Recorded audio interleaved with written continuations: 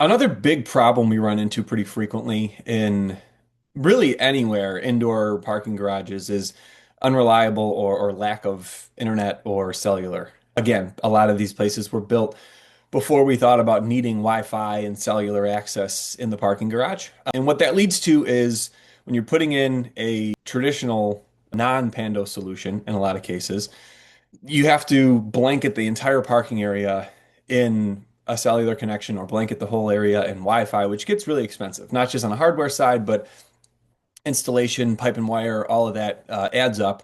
Or you're, putting in cellular chargers where you're paying an ongoing data fee. Each charger has a SIM card in it and has a data fee associated with it monthly. And if the signal's not great, not only are you paying for it, but it's unreliable, it's not working very well, and the chargers tend to be offline or down or just very unreliable.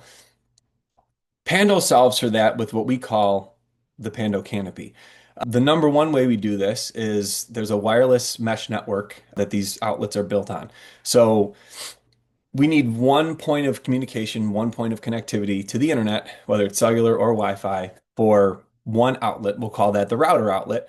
From there, every outlet, because of the strength of the antenna and the technology that these are built on, will then connect via daisy chain to that same internet connection and feed it one way all the way around the whole system to each other.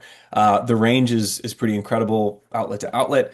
It's dual band, so it can actually cut through concrete and things that are, blocking visibility from charger to charger, outlet to outlet rather.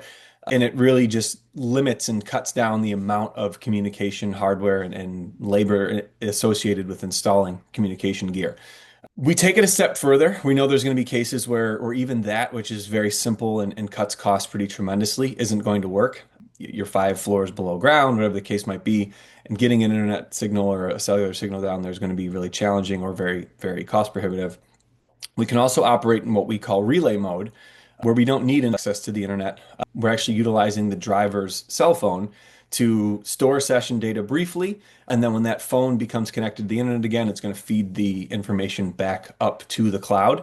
So all the session data is essentially passed through each driver's phone and then stored on the cloud and back into our dashboard.